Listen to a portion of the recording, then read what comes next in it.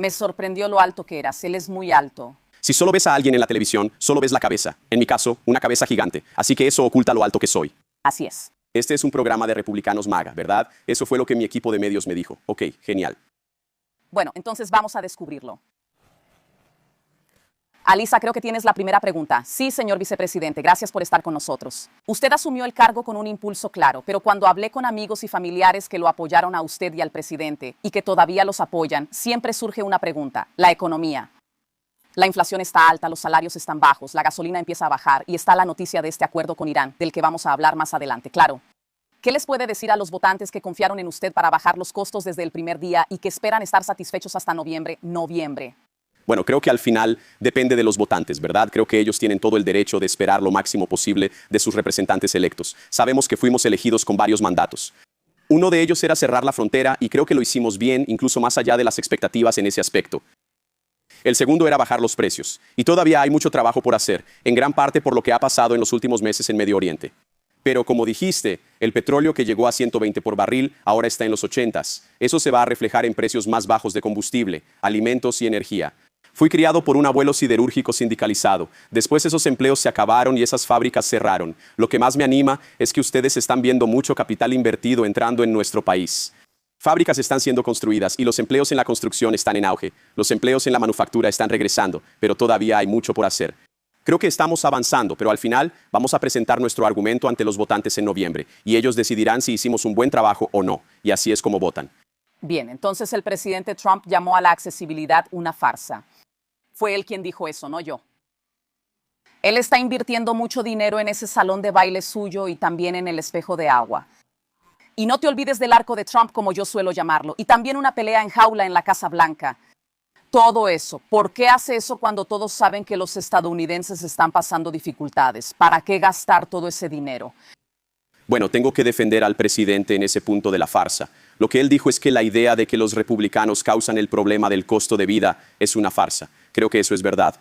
Si regresas al gobierno de Biden, la inflación llegó al 9% durante el gobierno de Biden, ahora está en 3.5%. Por cierto, sigue siendo demasiado alta. Estamos haciendo lo posible para llevarla de vuelta al 2.5%, donde a la mayoría le gustaría verla, pero heredamos el problema del costo de vida. Estamos haciendo mucho para mejorar eso. Va a tomar tiempo, todavía hay mucho por hacer, pero el presidente sabe que muchos estadounidenses están pasando por dificultades. De hecho, él hizo campaña sobre eso, habló sobre eso y hemos hecho algunas cosas y hemos tenido buen progreso en eso. ¿Dijo ahora que ama la inflación? ¿Qué dijo él, Ana? Lo que él dijo es que le encanta el hecho de que la inflación va a disminuir cuando termine esta guerra. Eso fue lo que él dijo. ¿Eso no fue una interpretación directa o eres su vicepresidenta? Vamos. Bueno, mira, lo que dijo el presidente. La gente estaba preguntando sobre la inflación. Preguntaban sobre el costo de vida, que de nuevo es muy real. Y él dijo: me encanta la inflación porque va a bajar cuando termine la guerra. Y de nuevo, ya estamos viendo el precio de la gasolina. Hoy, los $4.06 por galón siguen siendo demasiado altos, pero mucho más bajos de lo que estaban hace solo unas semanas. Entonces hay muchas cosas, de nuevo, hay muchas cosas que necesitamos hacer, pero creo que estamos haciendo lo máximo que podemos. Vamos a seguir trabajando en esto y de nuevo el pueblo estadounidense va a dar su veredicto. Creo que tenemos un argumento bastante convincente para hacer campaña basándonos en esto, ¿no? Hemos traído muchas inversiones nuevas, estamos construyendo fábricas que van a traer dividendos importantes para el pueblo estadounidense a largo plazo. Bueno, Joyce, si ves los empleos en la industria manufacturera, están aumentando mucho. Los empleos en la construcción están un poco mejor. Entonces lo que pasa es que hay empleos en la construcción para levantar las fábricas y después los trabajadores de la industria manufacturera vuelven al trabajo. Eso también aumenta los salarios. Estoy muy orgulloso de que, si ves cuánto están subiendo los salarios ahora, en comparación con 2020 y 2022 están subiendo mucho más rápido. Eso es bueno. Ustedes volvieron a tener el problema de la accesibilidad financiera. La gasolina está demasiado cara. Algunas cosas están demasiado caras, ¿sabes? Las rentas se han mantenido estables o han bajado durante 12 meses. Entonces, hay cosas que muestran señales de recuperación, cosas que muestran señales de progreso. En mi opinión, y sé que ustedes no están de acuerdo, heredamos un desastre y lo estamos arreglando. Pero, a veces, arreglar las cosas lleva tiempo, Sonny. Está bien, vicepresidenta senior. Según el nuevo informe del New York Times, usted fue la principal voz detrás de escena para divulgar los archivos Epstein, y la aplaudimos por eso. Y usted alertó a autoridades de alto nivel, incluso del Departamento de Justicia, en reuniones estratégicas en la sala de situación. Entendemos que hay grabaciones de esas reuniones y que eso fue un gran problema para la base. El informe dice que usted incluso sugirió que Tucker Carlson entrevistara a Ghislaine Manson y Maxwell para limpiar el nombre del presidente, pero fue rechazado por personas de su propio grupo. ¿Por qué? Bueno, yo diría, antes que nada, no crean en todo lo que leen en cualquier periódico, sea de derecha o de izquierda, porque como saben hay cosas verdaderas, falsas y cosas fuera de contexto. Bueno, eso es lo que voy a decir. Entonces, primero, soy medio teórico de la conspiración sobre el caso Epstein, y este artículo dice que es verdad que algunas personas me llamaron así, jefe de gabinete sobre el caso Epstein. ¿Me llamaron conspiracionista? Me encanta Susie, pero creo que ella, sin duda, me ve como el teórico de la conspiración sobre Epstein, porque me parece una locura que ese tipo, claramente un depredador sexual, anduviera con mucha gente muy rica y poderosa. Eso realmente me molestó. No sé qué hay ahí. Claro, nadie sabe exactamente lo que pasó, a menos que hayas estado ahí. Pero eso me molestó mucho y yo quería total transparencia. Con lo que no estoy de acuerdo es con la idea de que la Casa Blanca no estaba comprometida con esa transparencia total. Tenemos que recordar que yo estaba en la sala cuando se tomaron algunas de esas decisiones. La ley de transparencia de los archivos Epstein, que el presidente firmó, la que llevó a estos archivos que estamos viendo, los correos electrónicos. Por cierto, de nuevo, disculpa, ¿tengo que defender a mi jefe? Sé que ustedes no siempre aprecian eso, pero, ¿saben? Una de las cosas que ven en los correos electrónicos de Epstein es que Jeffrey Epstein odiaba a Donald Trump y que Donald Trump literalmente denunció a Jeffrey Epstein a la policía. Fueron mejores amigos durante cerca de una década. Y recuerda, él firmó esa ley de transparencia bajo coacción. Cuando algunas congresistas republicanas como Lauren Boebert, como Marjorie Taylor Greene, no cedieron a su presión para no firmar, él llevó a Lauren Boebert a la sala de situación para presionarla a ceder y no votar en ese proyecto de ley. Entonces voy a responder a eso. Eso es verdad. Voy a responder a eso. Entonces, primero sí, Donald Trump, y él mismo lo dijo, conocía a Jeffrey Epstein en los años 80. Él también expulsó a Epstein de su club cuando descubrió que era asqueroso y lo denunció a la policía. Eso es algo que los medios muchas veces dejan de lado al informar sobre esta historia. Mencionan que se conocían en los años 80 como el propio presidente admite.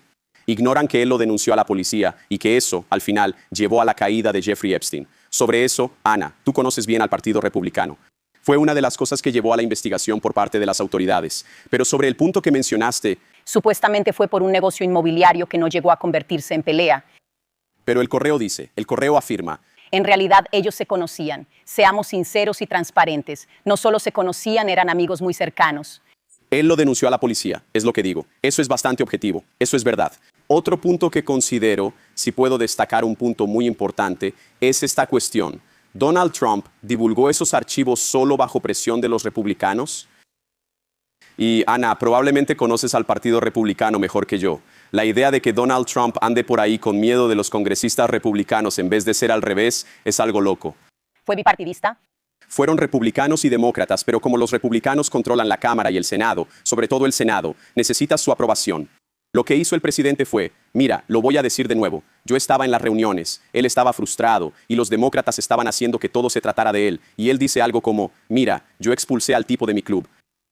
Yo fui el tipo que lo denunció a la policía o uno de los que lo denunció. El presidente se frustró con eso, seguro, pero al final dijo, ¿sabes qué? Vamos a dejar todo esto claro, vamos a hacerlo público. Y de verdad llamó a los senadores. Yo estaba ahí, él llamó y dijo, ¿saben qué? Aprueben ese proyecto que yo lo voy a sancionar. Y eso fue todo.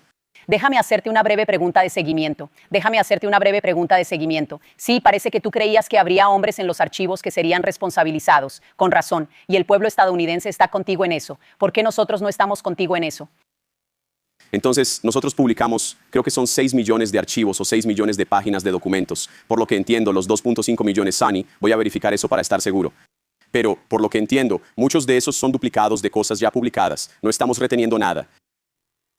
No estamos reteniendo nada. Algunas de esas cosas son así. Los tribunales tienen que decidir que las publiques. Fue una de las cosas que enfrentamos. Hablas de las reuniones en la sala de situación. Había un gran montón de archivos, creo que en el Distrito Sur de Nueva York o tal vez en otra jurisdicción.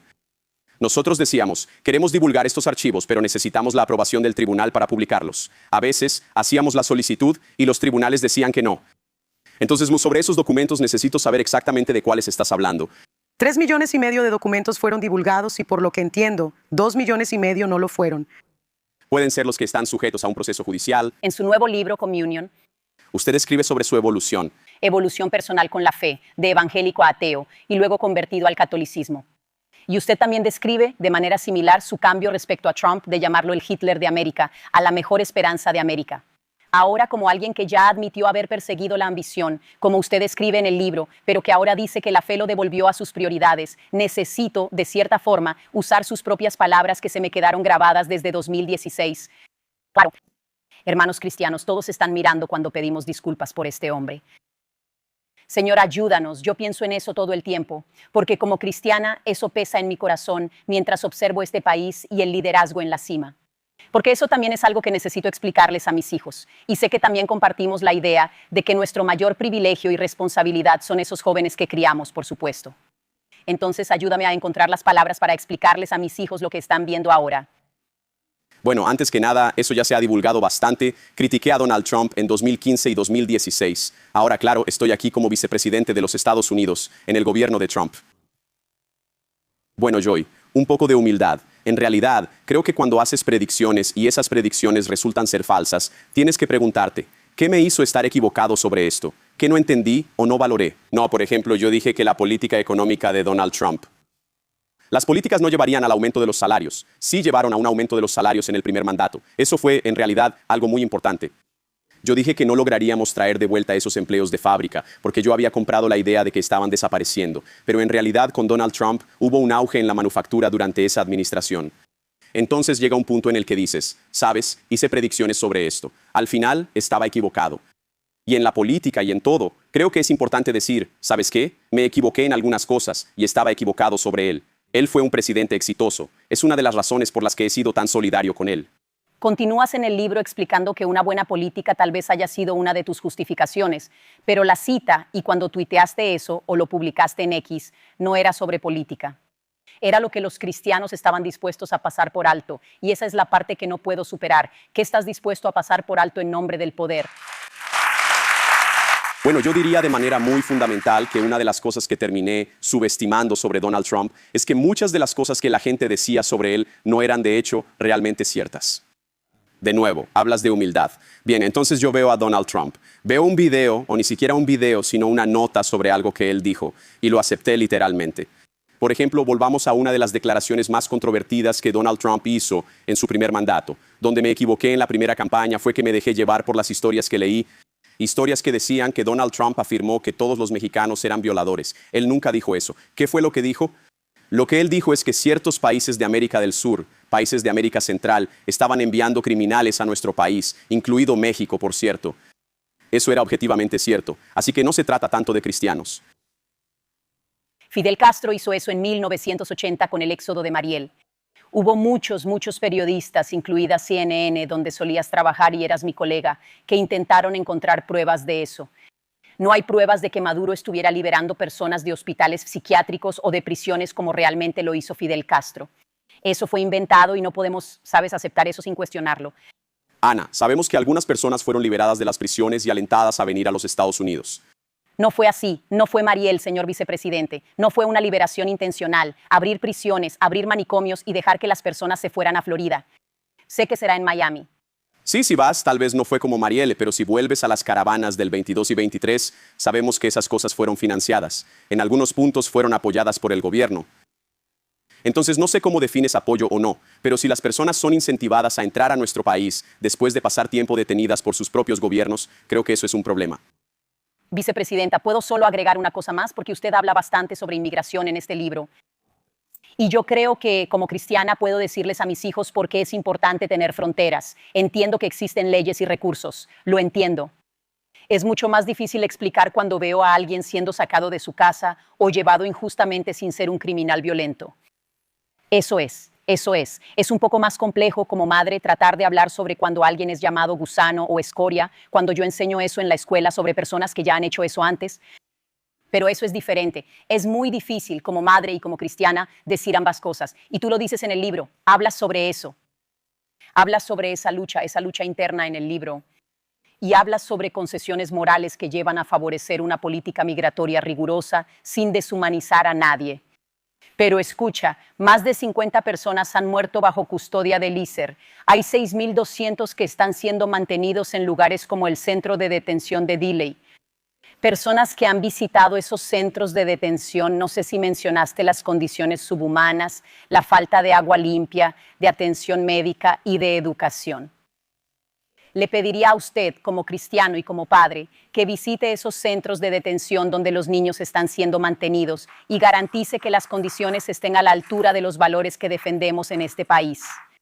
Entonces me lanzaron muchas cosas y veo que tenemos 30 segundos, pero déjenme decir, primero, adelante. Quería retomar ese tema porque creo que es muy importante. Necesitamos encontrar un equilibrio claro entre cumplir nuestras leyes. No queremos deshumanizar a nadie. Ese es el equilibrio. Mira, sobre las fuerzas de seguridad, lo que yo diría es que la actuación policial por naturaleza nunca es un proceso tan bonito, especialmente cuando a veces estás lidiando con personas violentas o con personas que resisten al arresto. Algunas personas que, según los medios, decían ser totalmente pacíficas y nunca haber violado la ley. Pero revisas el historial y descubres que, en realidad, eran violentas o sí tenían antecedentes penales, incluso delitos sexuales. La condena por alistamiento genera antecedentes penales. La mayoría de las personas que el ICA está reuniendo y sacando de sus casas, de sus familias, están separando familias, están usando a los niños como carnada. La mayoría no son criminales. ¿Puedo responder a eso? Solo quiero decir lo siguiente. Ok, hablas de los niños. Esto es lo que diría. Sabemos que durante la última administración tuvimos decenas de miles de niños que fueron traficados sexualmente por los cárteles y que fueron traídos a nuestro país en condiciones sumamente peligrosas y depredadoras. Hablemos de esta administración. Pero aquí está el punto. A menos que hagas respetar la frontera, invitas a este tipo de conducta. ¿Crees que nuestras políticas de inmigración son inhumanas, basándote en el reportaje de una persona con sesgo político? Lo que estoy diciendo es que es inhumano dejar que los cárteles trafiquen personas para explotación sexual por nuestra frontera. Vienes de una comunidad desfavorecida. Claro. Sabes lo difícil que ha sido para las personas. Dos cosas. Hablas mucho sobre tu fe católica, pero la fe católica dice que debemos acoger a los inmigrantes, acoger a las personas que no tienen nada o que están pasando por un momento realmente muy difícil. ¿Por qué? ¿Cómo justificas las dos cosas? Entonces, déjame decir primero algunas cosas, Rupi. Primero, el libro es mucho menos político de lo que probablemente imaginarías solo viendo esto. Porque claro, estamos entrando en los temas del momento. El 95% del libro en realidad no trata sobre política. Medio que tengo que escribir sobre política porque soy vicepresidente, pero quiero responder a tu pregunta. Entonces, fundamentalmente, si piensas en lo que es la fiscalización de la inmigración, inmigración es la aplicación de la ley, es alguien que violó una ley. El agente de la ley tiene que aparecer y hacer cumplir esa ley. Ahora, inherentemente, a veces ese proceso no siempre va a ser algo bonito. Si grabas un video de eso, así como arrestar a alguien por cometer un crimen violento o no violento, a veces eso no siempre es bonito, ¿verdad? Lo que estoy diciendo es que la fe católica, de hecho, creo que realmente encuentra el equilibrio correcto aquí, ¿verdad? Ella dice que la fe cristiana, y creo que esto aplica tanto para protestantes como para católicos, te permite tener fronteras. Puedes vigilar tus fronteras, ¿verdad? Eso es parte de hacer cumplir la ley, pero también necesitas tomar precauciones y tener cuidado, ¿ok? Y de nuevo, sabes, su argumento es básicamente, Upi, estás diciendo que no hemos encontrado el equilibrio correcto. No estoy de acuerdo contigo sobre cómo aplicamos esto, pero nadie, espero, está diciendo que no puedes tener una frontera. Lo que estoy diciendo es que para que realmente podamos hacer cumplir la ley, no puedes establecer una norma diciendo que no se puede deportar a nadie, a menos que haya cometido un delito violento. La ley tiene que aplicarse igual para todos. No, déjame hacer la pregunta. No necesitas levantar las manos. Déjame hacer mi pregunta de seguimiento. Sí, lo tengo porque hablabas de las personas. ¿Qué fue exactamente lo que las personas negras le hicieron a esta administración que permitió que realmente terminara por estigmatizar a las personas de color? Y tú sabes muy bien lo difícil que es eso. ¿Tienes personas de color en tu familia? Claro. Entonces, cuando ves, ya sabes, algunas cosas como el material sobre Emmett Till siendo retirado, o cuando eliminan todo tipo de información sobre héroes negros, ¿cómo te suena eso a ti? Bueno, ¿de qué estás hablando exactamente, Whoopi? Porque acabas de... Sí, no quiero saber qué es lo que no sabes. ¿Qué? Estoy hablando contigo, en serio. Entonces, en muchos de los museos es como si, sabes, fueran tantos así. Yo solo, sabes, me fijo en cómo están eliminando la historia real que realmente sucedió en este país. La esclavitud sucedió. Sí. Todo tipo de cosas sucedieron. Y parece que, sabes, Ha sido muy fácil para esta administración quitar eso y también denigrar a las personas negras que trabajaron demasiado para alcanzar ese sueño americano. ¿Qué quieres decir exactamente? Deja. Entonces, Suni, esa fue una intervención bastante útil, porque creo que la historia de la que estás hablando es esa en la que, sabes, supuestamente el gobierno está reteniendo los nombramientos de personas por el color de su piel. He visto eso. Hablo del borrado de la historia negra en los espacios públicos. Los distritos electorales negros están siendo desmantelados. Los líderes negros están siendo dejados de lado en nuestras filas. ¿Dónde encajan los estadounidenses de color en esa visión? Porque no parece que encajemos. Creo que solo en mi visión. Y si me permite, desde octubre del año pasado, ha habido algo así como 6 refugiados de los autorizados a entrar al país. Todos, excepto 3, eran sudafricanos blancos. Antes que nada, soy bastante escéptico con ese número porque tenemos muchas formas diferentes de inmigración en Estados Unidos. Pero déjeme abordar el punto de la UUP. Mira, antes que nada, tú hiciste la pregunta, y tal vez no lo creas viniendo de mí, pero creo que todos son bienvenidos en nuestra coalición política. Sinceramente, aunque no hayas votado por nosotros, todos son bienvenidos en nuestro país, siempre y cuando seas ciudadano estadounidense. Nosotros, con los deberes, las obligaciones legales y los derechos de estar aquí. Pero déjame darte un ejemplo de esto, ¿ok? Entonces dijiste que somos antiminorías o anti... No dije eso, solo pregunté, ¿ves? Está bien, justo. No vengas a buscar problemas conmigo, chico, no me metas en líos. No empieces, no te metas conmigo. Pero terminé malinterpretando tu pregunta. Pero déjame responder de verdad a tu pregunta. Lo que estoy diciendo, creo que... Ok, mira, Washington dice, una de las ciudades más democráticas y una de las que tiene mayor población negra, proporcionalmente.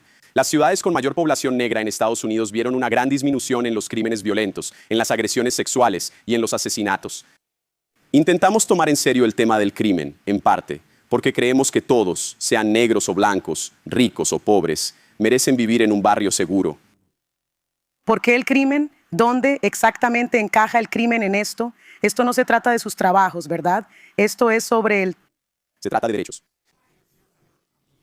¿Lo que estás diciendo es que tenemos que hacer más por la economía y por los negros? La historia está siendo borrada. La historia pública no está siendo borrada. Es verdad, pero chicos, necesitamos hablar de Irán cuando volvamos a algo importante. Estoy diciendo, celebramos la historia negra. Celebramos toda la historia estadounidense en esta administración. Puede que sean escépticos al respecto, pero lo prometo. Sí, tengo que ir a un corte comercial y tengo que hacerlo. Por favor, tendremos más con la vicepresidenta Vance cuando regresemos.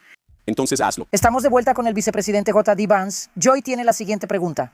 Entonces, en el libro, señor vicepresidente, usted hace un mea culpa por llamar a los demócratas señoras sin hijos con gatos. Ay, Dios mío. ¡Qué golpe! Usted dice en el libro que fue una tontería, lo que de hecho ¿Fue? Gracias. ¿Qué pensó usted cuando dijo eso? Entonces Joy dijo, cuando todos fueron justos, yo estoy bien. Creo que eso es más o menos el mejor respaldo que voy a tener. Joy Behar para republicano. Gracias, lo agradezco. Aquí en The View nos evalúan con cierta benevolencia, pero, sabes, creo que una de las cosas que intento hacer y siempre estoy... Sabes, todos nosotros siempre estamos aprendiendo, ¿sabes? Dijiste que eras un católico no practicante. Sí, soy un mal católico. Creo que todos nosotros. Por eso necesitamos la gracia como cristianos. Porque reconocemos que hay cosas en las que necesitamos mejorar. Pero yo diría lo siguiente. Entonces, ¿ese comentario realmente aclaró algo e inició una discusión? ¿O solo hizo que la gente se cerrara? Y cuando hago un comentario que solo hace que las personas se cierren, en vez de reforzar el punto que quiero plantear, eso es un error, ¿cierto? Y me corresponde a mí mejorar. ¿Puedo decir cuál sería mi punto sobre eso, Joy? Es que realmente creo que, a veces de manera muy sutil y a veces de una forma más profunda, creo que nuestro país se ha vuelto más antifamilia y más antiniños. Es más difícil viajar, es más difícil ir a restaurantes. Señor vicepresidente, sé que su hijo está por llegar. ¿Todavía no tiene nietos? Todavía no. Estamos muy emocionados por usted y por Ucha y queríamos mostrarle una vez más. Se lo agradezco. Gracias. Pregunta, vamos a poner esto. Se los vamos a enviar, chicos. Una foto. Su nuevo libro, Comunión, Encontrando mi camino de regreso a la fe, ya está disponible. Escanee el código QR en su pantalla para comprar un ejemplar y ya regresamos. Gracias, chicos.